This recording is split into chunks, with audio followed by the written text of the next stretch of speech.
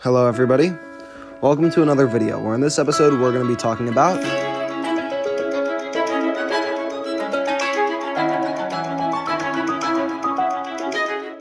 So let's start off with a bit of background. So as you can see here, this very rough outline that I just drew on the whiteboard is China.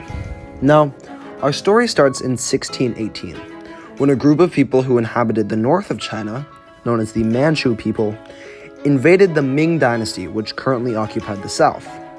They won this war, and in 1683 established the Qing Dynasty as the ruling dynasty of China. This new empire enjoyed a couple decades of relative stability, until in 1839, the British came knocking, looking to reopen their lucrative opium trade with China that had been shut down by the Chinese government as it had negative impacts on their citizens. The British waged war with China in what became known as the First Opium War for 3 years, until in 1842, they forced the Chinese to sign the Treaty of Nanking, which gave them rights to ports along the Chinese coast and also the colony of Hong Kong. To make matters worse, in 1850, an event known as the Taiping Rebellion began when a man named, and I'm going to butcher this pronunciation, Hong Shikai, declared himself the brother of Jesus Christ and began an uprising in the country that would last 14 years. And it was the bloodiest civil war in human history, with over 20 million deaths. To make an already bad situation even worse, the British were back, and this time they brought their friends. France and Russia joined the UK in another war over the right to import opium, which was a drug, to China. This conflict, which became known as the Second Opium War, would last until 1860, where it ended in a British Franco-Russian victory.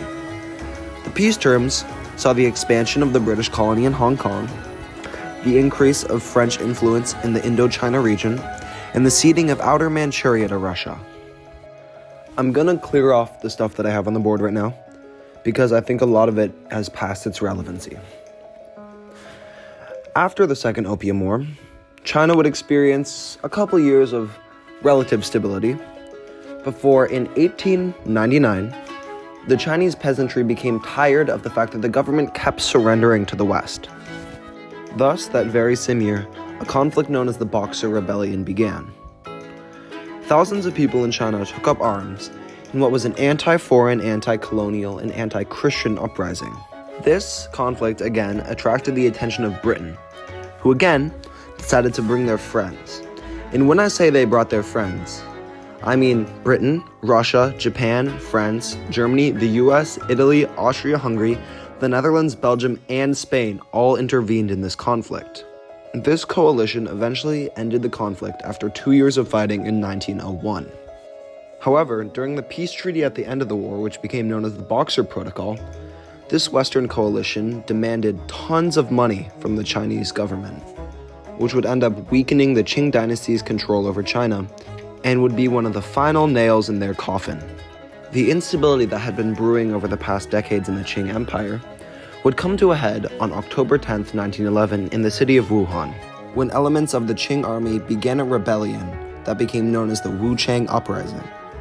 This uprising would spill over into what became known as the Qinai Revolution, which succeeded in toppling the Qing dynasty and establishing the First Republic of China in its place. There are two major historical figures that you should know from this war: Yuan Shikai and Sun Yatsen. We'll come back to Sun Yatsen later. First, we'll focus on Yuan Shikai. Yuan was a Qing military general who switched sides to the rebellion after being promised the position of first president of the newly formed Republic of China. This republic, which is also sometimes known as the Beiyang government, had its capital in Beijing. Yuan would go on to bring relative stability to China, until in 1915, he decided to crown himself as China's new empire in an attempt to restore the imperial system to the land. This attempt was short-lived, however, as he died the next year. In this post-Yuan Shikai China, the man we mentioned earlier, Sun Yat-sen, began his own government. Based in the Guangdong province, this was known as the Canton government because of the name of its capital city. This government was led by a political party known as the Kuomintang or Kuomintang, and would base itself off of Sun Yat-sen's three principles of the people: nationalism, democracy, and people's livelihood. Another main player during this era, although not necessarily affiliated with a certain region or city, was the Chinese Communist Party. This group was led by a man named Chen Duqiu, although one of its members is probably more famous, a man named Mao Zedong. These two groups, the Kuomintang and Chinese Communist Party, are going to be the first two of 8 factors that led to instability during this time period. The reason for this classification is that you can already start to see the left-right divide, which would end up dividing the country for the next 70-odd years. However, all was sort of peaceful for now. In fact, in 1923, possibly due to the influence of Soviet advisors in the country, the Canton government allowed Chinese Communist Party members to also join the Kuomintang. This cooperation formed what is now known as the First Chinese United Front. This group is actually going to be the third factor that led to instability in China, because although on the surface it may seem like this unification would cause more stability, the similarities between the two parties really stopped after their urge to reunify China. And in the end, this group would only lead to more instability later down the line. However, in 1925, Sun Yat-sen would die. He was succeeded by a man named Chiang Kai-shek. He is actually our fourth factor that caused instability because he was a relatively staunch anti-communist, and obviously having an anti-communist leading a bloc formed of half communists is not a great thing for stability. So to recap, there were now 2 rival governments vying for control over China. The Beiyang government, based in Beijing, was comprised of the remnants of the Yuan Shikai clique, and the Canton government, based in obviously Canton, was led by the Kuomintang, which was in turn led by a man named Chiang Kai-shek. Another important part of the Canton government was the Chinese Communist Party, members of which had split off and joined the left wing of the Kuomintang. These two political parties, the Kuomintang and the Communist Party, were banded together in an organization known as the First Chinese United Front. This organization desired to expand northwards into the rest of China, as they were currently located primarily in the Guangdong province. So, in 1926, under the command of Chiang Kai-shek, they launched a northern strike known as the Northern Expedition or Northern Campaign. This campaign succeeded in capturing 2 major cities, those being Nanjing and Wuhan. Despite this attack's successes, it is actually going to be our 5th reason for instability, as it deepened the left-right divide and also caused armies to form along ideological lines. Following the successes of the Northern Expedition, the left wing of the Kuomintang moved their capital to Wuhan. In 1927, a city called Shanghai was being approached by Chiang Kai-shek's forces. When Kai-shek's forces entered the city, they began to systematically massacre hundreds of communists, many of whom had been taking part in a general strike at the time. This event would become known as the Shanghai Massacre, and will be our 6th factor that led to instability, as it was the first example of open hostility between the two parties. Quick side note, I took off the British flag because I don't think that's really needed anymore. Okay, so, following the Shanghai Massacre, the left Kuomintang based in Wuhan began an expulsion of communists from the party. In response, the Chinese Communist Party would form the Red Army. And following this, Kai-shek would march on Wuhan and retake the city. This marked the breakdown of the First Chinese United Front. This breakdown will be our 7th factor that led to instability, as it marked the end of any semblance of unity between the communists and the Kuomintang. Following this breakdown, the Chinese Communist Party would stage an uprising in the city of Nanchang.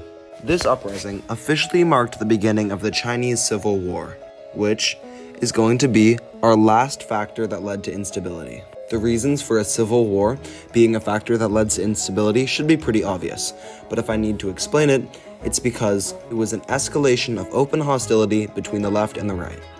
So to recap, in the north, we still have the Beiyang government, which are the remnants of Yuan Shikai, based in Beijing. In the southeast, embroiled in civil war, the Chinese Communist Party, who have recently staged an uprising in Nanchang, and the Kuomintang, under Chiang Kai-shek, with their capital in Shanghai. the Kuomintang adopted a strategy of envelopment and extermination, which they executed in attacks known as the encirclement campaigns. In response, the communists began what is now known as the Long March, a concentration of their power, which had been spread relatively thin at the time, in the Shanxi province, where they declared the formation of the Chinese Soviet Republic.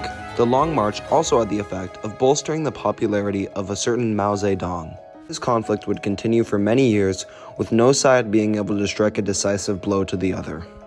Until 1936, Chiang Kai-shek had been pursuing a policy of internal pacification, then external resistance, which was becoming more and more unpopular among the military high command as Japan was expanding their influence further and further into Manchuria. Also, another quick side note, the Beiyang government had been annexed by the Kuomintang in the Second Northern Expedition, but I forgot to put it on the board earlier, sorry. December 12, 1936, two generals who were upset on this lack of focus on Japan imprisoned Kai-shek and forced him to enter negotiations with the Communist Party. These negotiations would successfully create a ceasefire in the Chinese Civil War and create the second united front between the Communists and the Kuomintang so that they could stand together in the face of Japanese expansion. And with Japanese expansion in Manchuria continuing, a conflict between China and Japan seemed more inevitable than ever. But that, dear viewers, is a story for another time. Thank you all so much for watching. If you enjoyed, I don't know, maybe subscribe or something. I don't really make any videos, so it doesn't really matter, but I like to show my friends that I have a big number. Alright, see you guys when I upload in 2 years.